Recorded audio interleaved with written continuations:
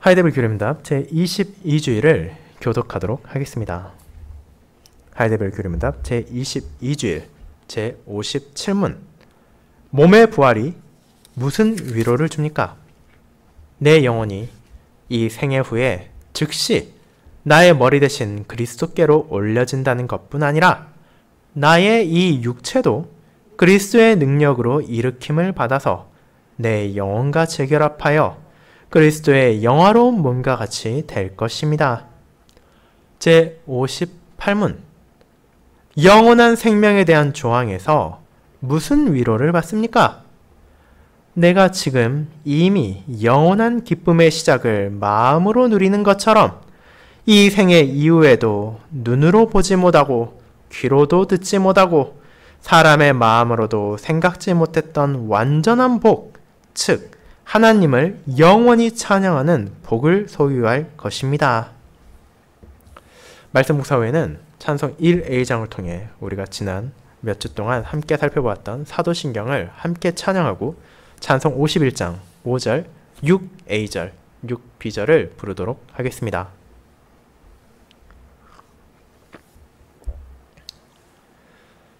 사랑하는 주 예수 그리스도 안에 있는 형제자매님들, 여러분은 삶과 죽음을 가르는 기준이 어디에 있다고 생각하십니까? 어쩌면 이 질문은 사람에 따라 다른 답이 나올지도 모릅니다. 우리가 의사를 찾아가 삶과 죽음의 기준에 대해 물어본다면 대부분의 의사들은 심장 박동이 멈춰 다시 뛰지 못하는 순간이라고 답할 것입니다. 혹 다른 관점을 가진 의사라면 심장이 뛰지 않는 것만이 아니라 비록 심장이 뛴다 하더라도 뇌가 죽어서 누군가가 자신의 의지로 생각을 하거나 몸을 움직일 수 있는 능력을 완전히 잃어버린다면 그 상태도 죽은 상태라고 볼 수 있다고 말할지도 모릅니다. 또한 우리가 철학자를 찾아가 이런 질문을 물어본다면 각각의 사상에 따라 다른 답변을 내놓을 것입니다. 쾌락주의를 주창했던 에피쿠로스는 죽음이란 몸과 영혼의 종말이며 쾌락과 고통을 더 이상 느끼지 못하는 것이라 주장했습니다. 그와 같이 전문적인 지식이나 사상을 갖춘 사람이 아니라 일반적인 평범한 사람에게도 이를 물어본다면 각각의 기준이 미묘하게나마 다르다는 것을 우리는 느끼게 될 것입니다. 누군가에게는 살아가는 동안 기쁨이나 즐거움이 없고 고통과 슬픔만이 계속된다면 분명 육신도 살아있고 그의 정신도 살아있으나 사는 것이 아니라고 표현하기까지 할 것입니다. 그렇다면 다시 한번 첫 번째 질문으로 돌아가도록 합시다.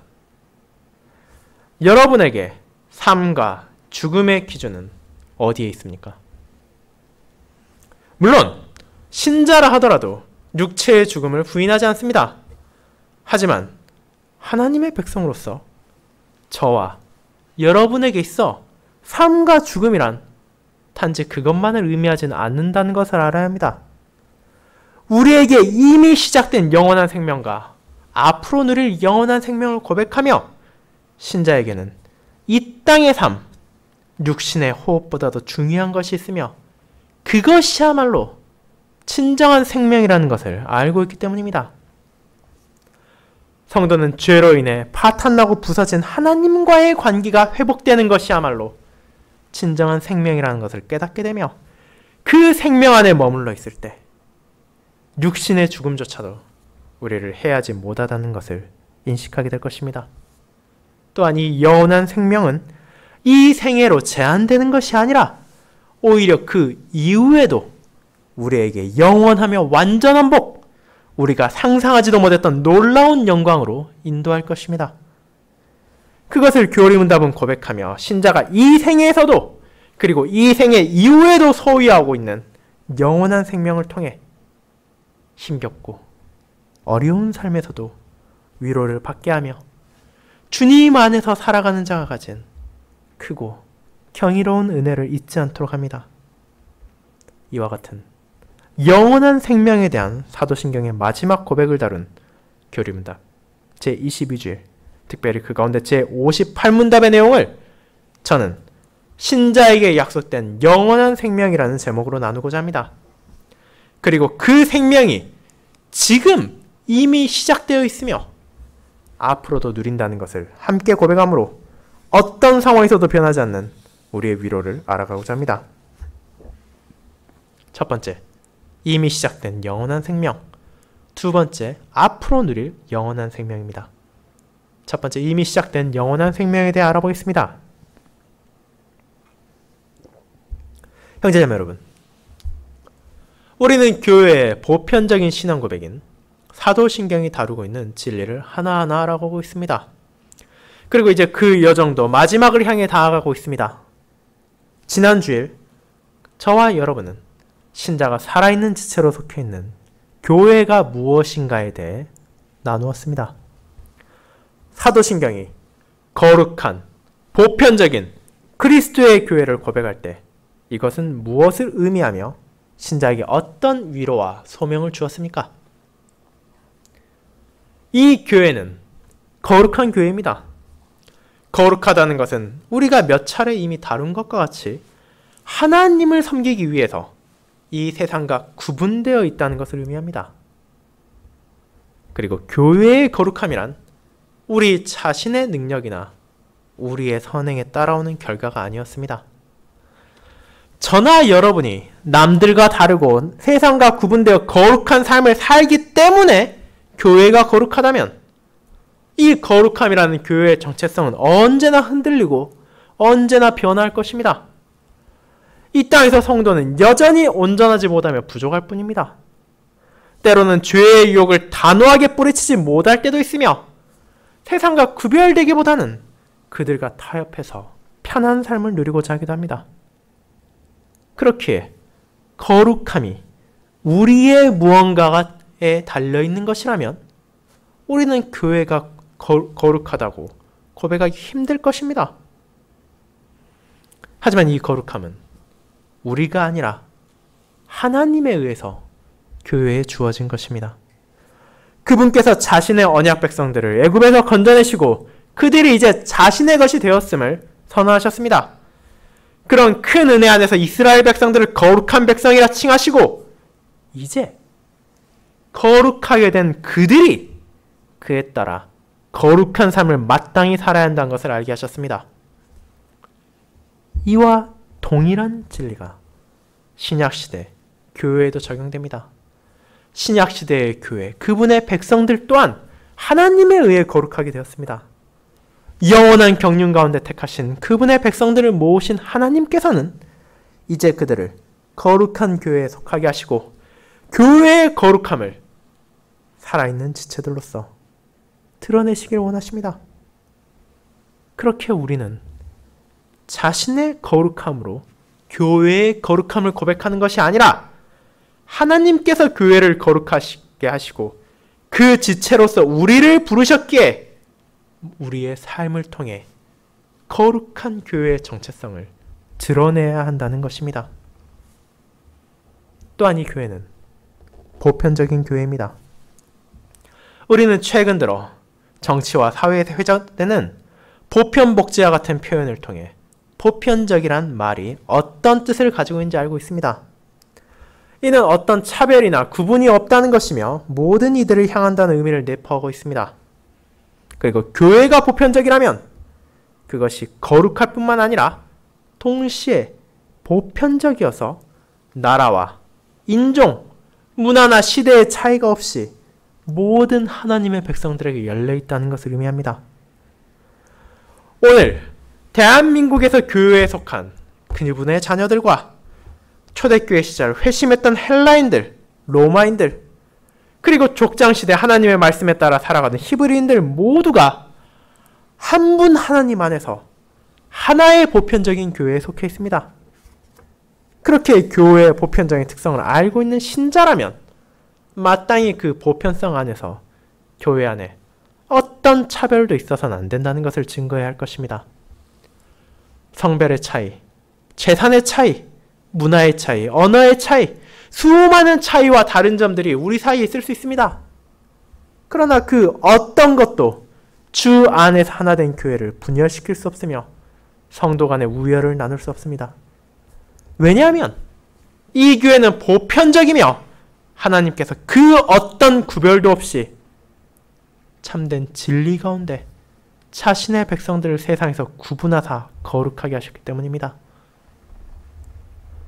동시에 이 보편적 교회를 고백한다는 것은 세상의 박해와 공격이 아무리 거세지고 심각해진다 하더라도 하나님께서 교회를 보전하신다는 것을 의미합니다. 엘리야 시대 아합과 이세벨로 인하여 선지자들이 죽임을 당하고 참된 믿음을 가지고 있던 신자들이 끔찍한 박해를 당했습니다. 엘리야의 눈으로 보았을 때 모든 선지자들과 모든 신자들이 이미 죽어 자신만이 남아있다고 느꼈을 때 하나님께서는 엘리야에게 그만이 아니라 바알에게 절하지 않은 7,000명을 남겨두사 자신의 교회를 유지하시고 보존하고 계시다는 것을 알려주셨습니다. 또한 교회가 거짓 교리로 인해 부패하던 시대에도 개혁자들을 통해 그분의 교회를 지켜내셨으며 그것은 오늘날에도 마찬가지입니다.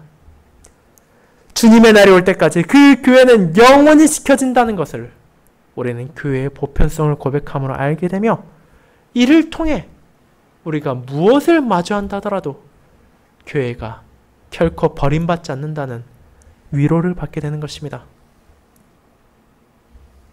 그렇다면 그와 같이 거룩하고 그와 같이 보편적인 교회의 주인은 누구입니까? 오늘날 세상의 많은 사람들은 마치 자신들이 교회의 주인인 것처럼 행세하곤 합니다. 누군가는 자신이야말로 교회를 세운 사람이라 생각하고 누군가는 자신이 교회의 방향을 좌지우지할 수 있는 권리를 가졌다고 하기도 합니다. 하지만 교회는 그리스도의 교회입니다. 그리고 그분의 교회가 아닌 때가 존재하지 않습니다. 오직 그분만이 교회의 주인이시며 그분만이 교회를 실제적으로 다스리시는 분이십니다. 그렇게 교회는 마땅히 그리스도의 뜻에 의해서만 다스려져야 하며 그분의 말씀만을 선포해야 합니다. 부족하고 연약한 사람들의 손에 의해 다스리고 움직이는 것이 아니라 영원 가운데 아버지께서 택하신 자신의 백성들을 참된 믿음의 일치 안에서 성령과 말씀으로 부르신 그리스도야말로 교회를 모으시고 교회를 보호하시며 교회를 보존하시는 유일하신 주인이시기 때문입니다. 그리고 그 교회에 살아있는 지체로서 모든 성도들은 마땅히 자신들의 주인이 누구이며 누구의 뜻에 따라 우리가 살아가고 있는지를 온 세상에 증거해야 한다는 것이 바로 그리스도의 교회를 고백하는 신자들에게 주어진 소명이었습니다. 이제 그와 같이 거룩한 보편적인 그리스도의 교회를 고백하며 그와 같은 교회의 지체로서 살아가는 신자들을 향한 또 다른 위로가 주어집니다. 그것이 바로 그들에게 약속되었으며 이미 시작되어 있는 영원한 생명에 관한 고백입니다. 이 영원한 생명에 대해 우르시누스와 올레비아누스는 다음과 같이 정의했습니다. 영생은 하나님과 완전히 화합하는 것으로 하나님에 대한 참되고 완전한 지식과 사랑에 있고 또한 사람의 영혼과 육체 모두의 영광에 있습니다. 라고 말입니다. 이와 같은 영생에 대한 정의는 우리에게 무엇을 생각하게 합니까? 그것은 바로 우리가 육신으로 호흡을 하고 이 땅에서 삶을 살아간다 하더라도 그 모든 것이 진정한 삶이라고는 할 수 없다는 것입니다. 아담과 하와가 에덴 동산에서 하나님과의 온전한 생명을 누렸습니다. 그들의 육신이 살아있었을 뿐 아니라 하나님과의 관계 속에서 영원한 생명, 그분에 대한 바른 지식과 그분과 함께하는 온전한 교제를 누리고 있었습니다. 그때 사람은 분명 끝이 없는 기쁨과 완전한 복을 생명 가운데 가지고 있었습니다. 하지만 그들이 뱀의 유혹에 넘어가 하나님의 뜻이 아닌 자신들의 욕심과 갈망에 따라 하나님께서 금하신 열매를 먹었을 때 어떤 일이 일어났습니까? 사도 바울이 로마서 6장 23절에서 전한 것처럼 죄의 싹스로 사망이 찾아왔습니다. 물론 아담과 하와가 그 순간에 바로 육체적 죽음을 맞이한 것은 아니었습니다.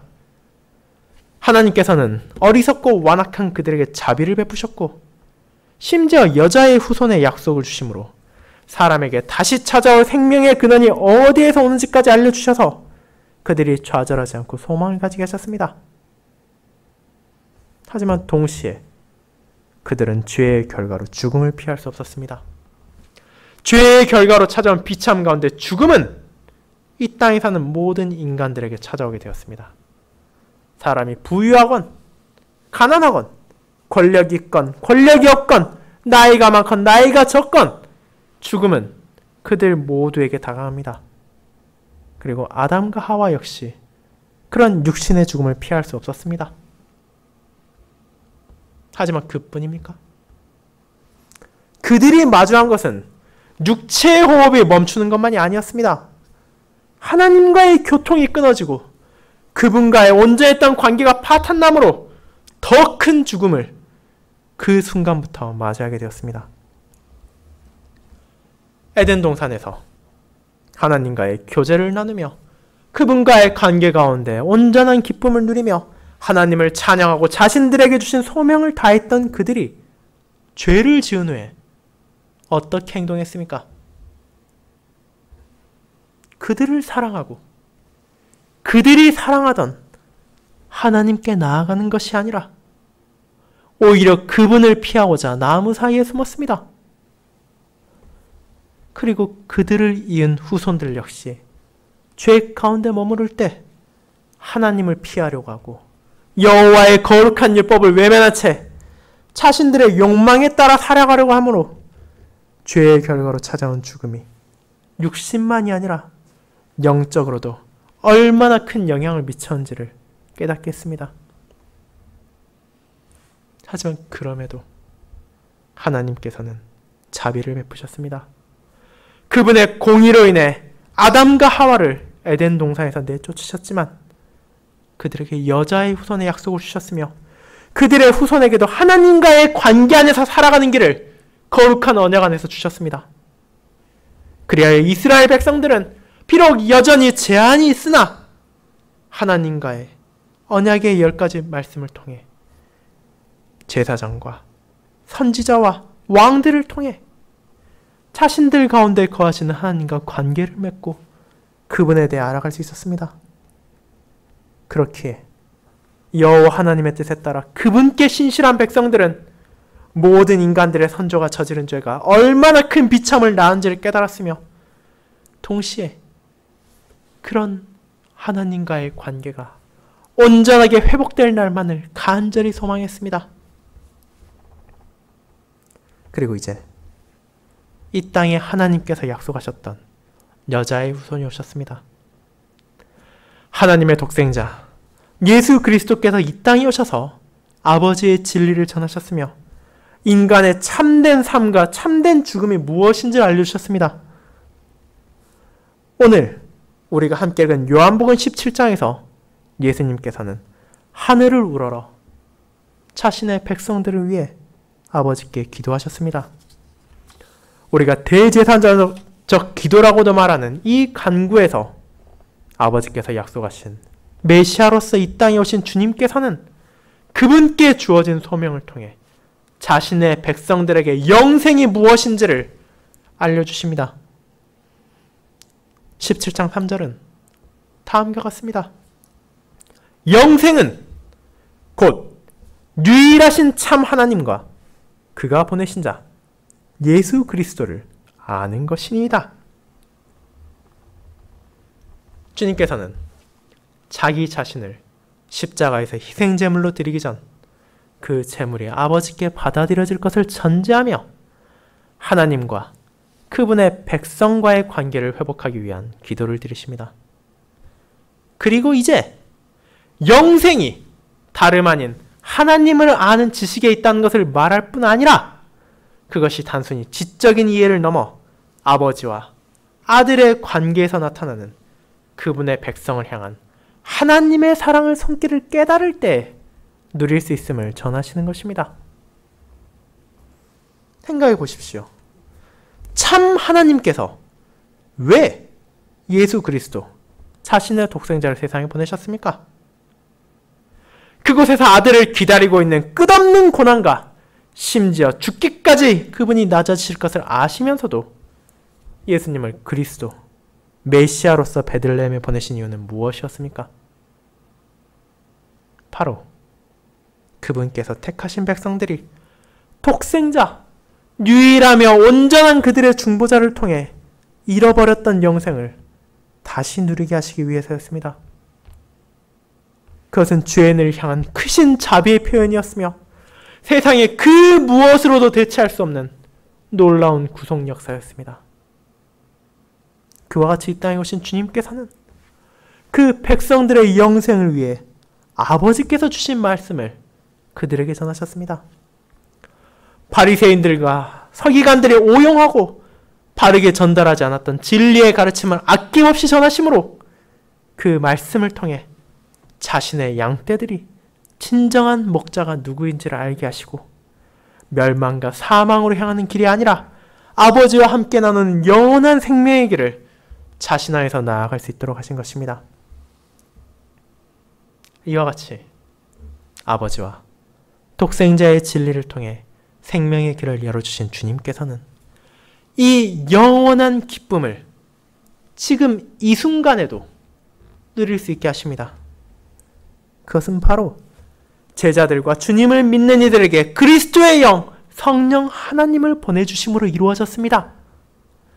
신자들 안에 거하시는 성령 하나님께서는 주님께서 전하시는 진리, 유일하신 참 하나님과 그가 보내신 예수 그리스도를 우리에게 깨닫게 하시고 우리가 이 진리를 믿게 하십니다. 세상에 속한 자들이 거부하고 조롱하는 하나님의 자비와 사랑을 우리에게 알게 하시고 믿게 하시는 것입니다. 하지만 그뿐만이 아닙니다. 이제 참되신 하나님께서 성도들 안에 거하심으로 하나님과 그 백성과의 관계가 다시 회복됩니다. 구약시대 성도들이 제한적인 방식으로 나오던 하나님과의 교통이 이제 성령님을 통해 신자들에게 영원히 계속되는 것입니다. 그분과의 교제 안에서 우리는 하나님의 공의와 사랑을 깨달으며 우리의 삶이 하나님의 뜻에 따라가도록 격려를 받으며 그 안에서 걸어가도록 인도받습니다. 그렇게 이 놀라운 진리를 깨달은 신자들은 그들에게 주어진 영생을 먼 장래의 것으로만 생각하는 것이 아니라 지금 이 순간에 이미 누리고 있다는 것을 진심으로 기뻐할 수 있게 됩니다.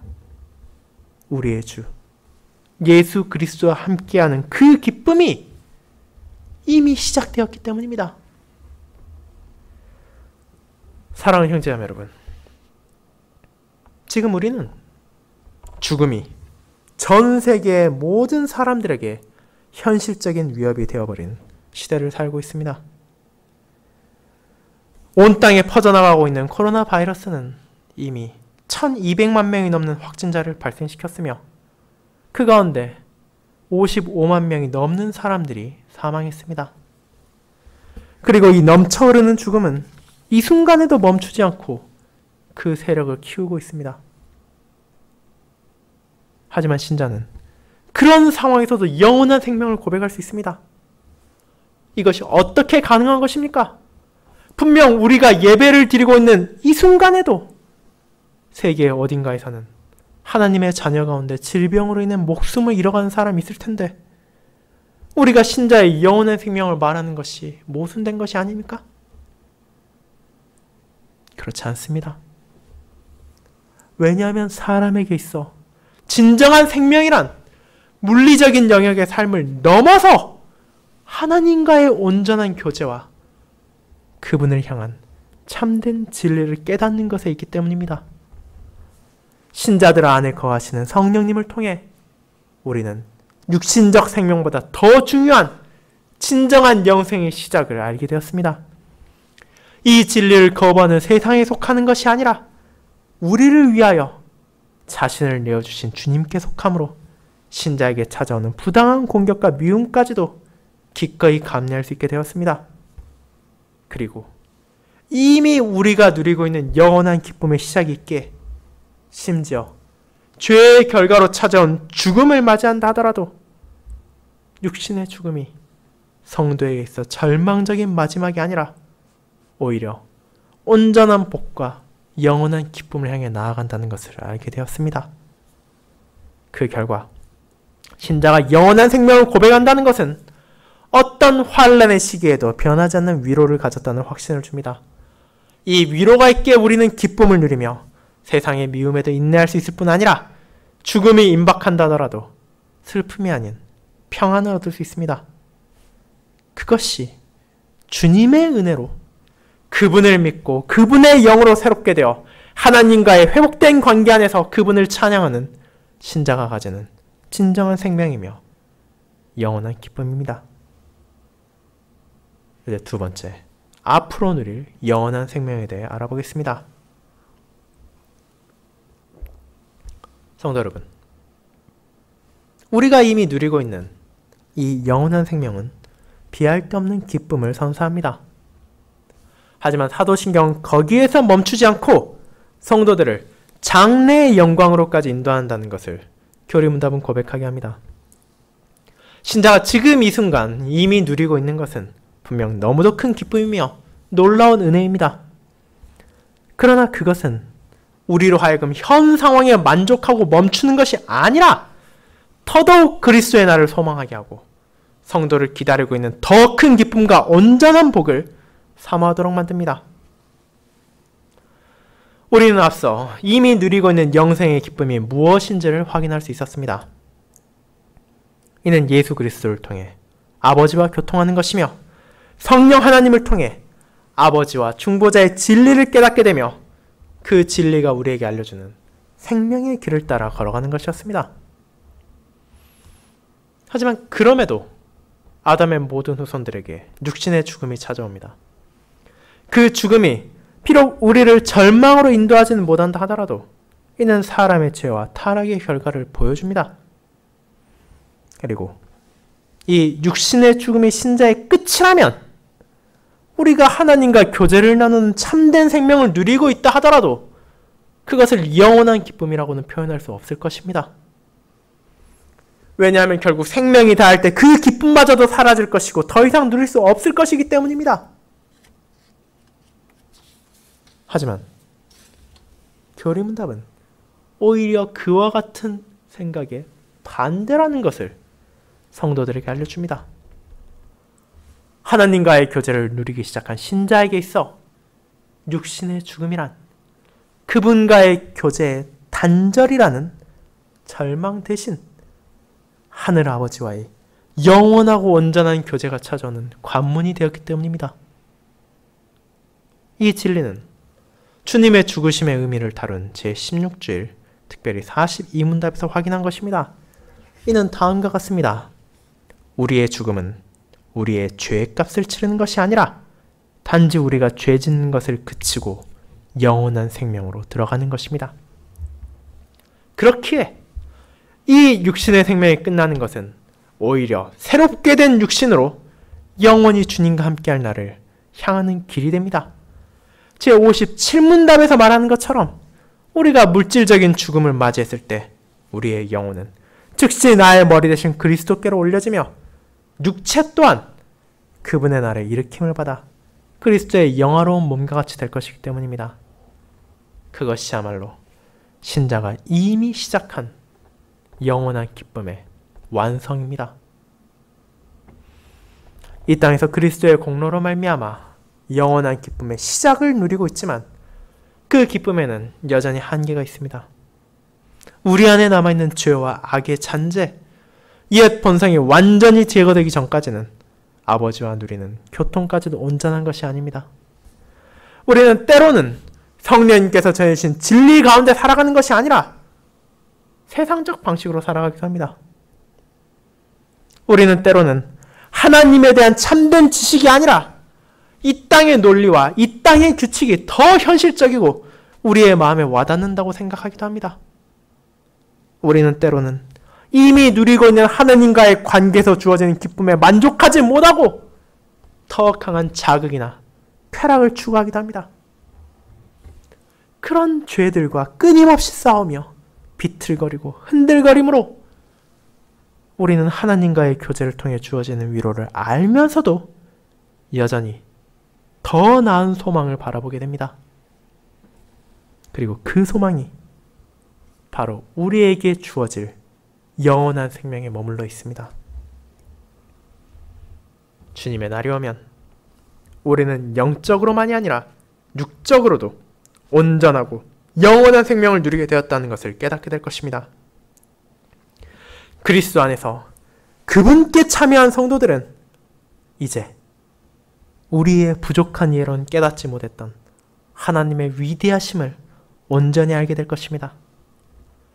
우리가 알지 못하고 지나쳤던 세상에서 마주하던 수많은 일들을 통해 하나님께서 우리를 어떻게 선한 길로 인도하셨는지에 감사하게 될 것입니다. 어리석고 부패한 우리를 건지기 위해 그리스도께서 베푸신 사랑의 크기가 얼마나 크고 아름다운 것인지를 마침내 온전히 바라볼 수 있게 될 것입니다. 그리고 그 모든 사랑과 자비에 대해 감사하며 영원히 아버지를 찬양하게 될 것입니다. 그것이야말로 모든 신자가 갈망하는 복이며 성도들에게 약속된 영원한 생명입니다.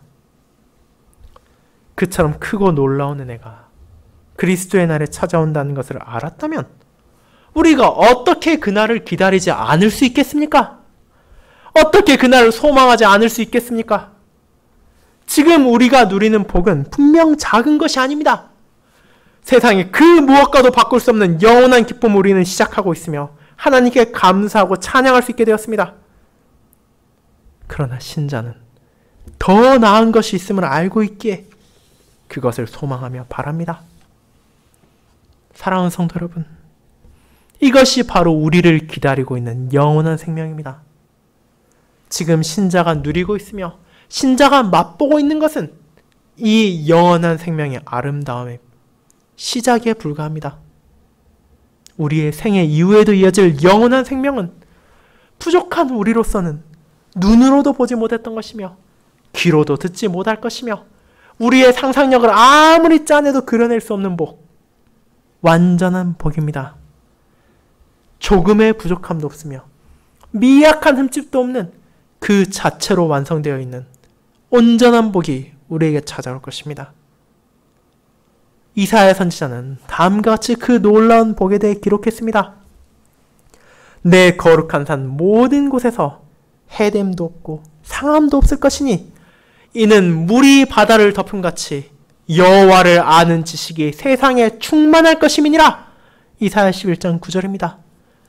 하나님에 대한 충만한 지식과 하나님과 나눌 온전한 교제가 영원히 이어질 것이며 그 가운데 우리는 그분께서 우리를 향해 베푸신 모든 크신 일과 사랑에 대한 찬양을 이어갈 것입니다.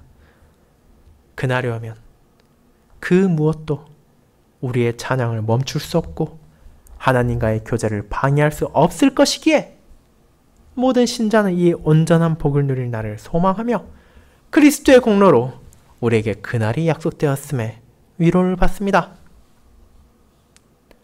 이와 같은 진리를 통해 우리는 사도신경의 마지막 고백, 영원한 생명에 대한 조항의 의미를 알아보고 위로를 받았습니다. 하나님의 은혜로 우리에게 주어진 하나님과 그리스도를 알게 된 지식이 더욱 풍성해질 것이며 이 땅에서 시작된 그분과의 교제가 온전해질 것이며 그분을 향한 찬양이 영원히 울려 퍼지는 것은 모든 신자가 사모하는 온전한 복인 영원한 생명입니다. 그리고 이와 같은 은혜로운 약속으로 사도신경은 신자들에게 참된 위로를 전달합니다. 아버지 하나님과 우리의 창조를 통해 하나님의 전능하심과 그분의 자녀됨이 얼마나 큰 은혜인지를 알게 하였으며 그분의 섭리 가운데 인내와 감사, 확신을 가질 수 있음을 고백했습니다. 아들 하나님과 우리의 구속에 대해 알아감으로 죄로 인한 하나님의 공의로운 심판을 받아 마땅한 그분의 자녀들이 어떻게 용서받고 하나님께 다시 나아갈 수 있게 되었는지를 고백했습니다. 마지막으로 성령 하나님과 우리의 성화를 통해 그리스도의 공로로 주어진 모든 선물들이 누구에 의해 우리에게 효과적으로 적용되며 그에 따라 살아갈 수 있게 되었는지를 알아보았을 뿐 아니라 이 생애를 넘어 영원한 생명 가운데 하나님과의 교제를 누리는 은혜의 약속까지도 고백할 수 있었습니다. 그리고 이와 같은 신앙의 고백들이 우리 모두의 기쁨이며 위로가 됩니다. 우리가 이 땅을 살아가며 고난을 마주할 때, 시련을 마주하고 눈물을 흘릴 때, 사랑하는 사람을 떠나보내고 슬퍼할 때 우리가 고백한 하나님의 진리를 떠올리십시오. 그것이 여러분을 다시 일으켜 세울 것이며 다시 하나님을 바라보며 그분과의 관계 속에서 기쁨과 평안을 누리도록 할 것입니다. 이번 한 주도 여전히 코로나19라는 전염병은 우리의 삶을 위협하고 우리의 일상을 제한할지도 모릅니다. 하지만 기억하십시오. 하나님께서 우리에게 영원한 생명의 기쁨을 이 땅에서 누리게 하셨으며 온전한 기쁨과 복이 우리의 장래, 주님의 날에 주어질 것이 약속되었습니다. 우리 안에서 역사하시는 성령 하나님께서 연약한 우리로 하여금 그 진리를 붙잡게 하심으로 이 힘겨운 상황에서도 우리 모두가 각자의 삶과 각자의 장소에서 그 약속과 위로 가운데 기뻐하며 하나님을 찬양할 수 있게 하실 것입니다. 아멘.